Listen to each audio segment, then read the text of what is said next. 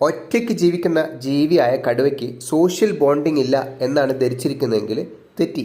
ദൃശ്യപരമായ സാമൂഹിക ഘടന കടുവയ്ക്കില്ലെങ്കിലും കടുവകൾ സോഷ്യൽ ആനിമലാണ്.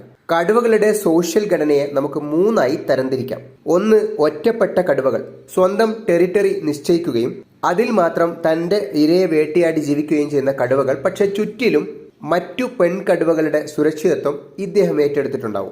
ഇണചേരുന്ന കാലത്ത് ഏതെങ്കിലും ഒരു പെൺകടുവയെ സമീപിക്കുകയും ഇണചേരുകയും അതിൽ കുട്ടികൾ ഉണ്ടാകുകയും ചെയ്യും. പക്ഷേ ഓവറോൾ ആ ടെറിട്ടറിക്ക് ചുറ്റുമുള്ള പെൺകടുവകളുടെ സുരക്ഷിതത്വം ഇദ്ദേഹമാണ് നിർവഹിക്കുന്നത്. രണ്ടാമത്തെ വിഭാഗം താൽക്കാലിക കടുവകൾ. പ്രായപൂർത്തിയായി സ്വന്തം ടെറിട്ടറി കണ്ടുപിടിക്കുന്നതിന് മുമ്പേ ഉള്ള ചില അവസ്ഥകളിൽ കടുവകൾ താൽക്കാലികമായി അലഞ്ഞു തിരിയാറുണ്ട്. പിന്നീട് വളരെ വേഗത്തിൽ തന്നെ സ്വന്തം ടെറിട്ടറി കണ്ടുപിടിക്കുകയും അവിടെ താവളമൊരുക്കുകയും ഇവകൾ ചെയ്യും. മൂന്നാമത്തേത് അമ്മയും കുഞ്ഞുങ്ങളും അടങ്ങുന്ന ഒരു ഗ്രൂപ്പാണ്. കുറച്ചു കാലത്തേക്ക് ഇത് ഒരു ഗ്രൂപ്പായി കാണപ്പെടുകയും പിന്നീട് ഓരോരുത്തരായി വഴിപിരിയുകയും ചെയ്യും.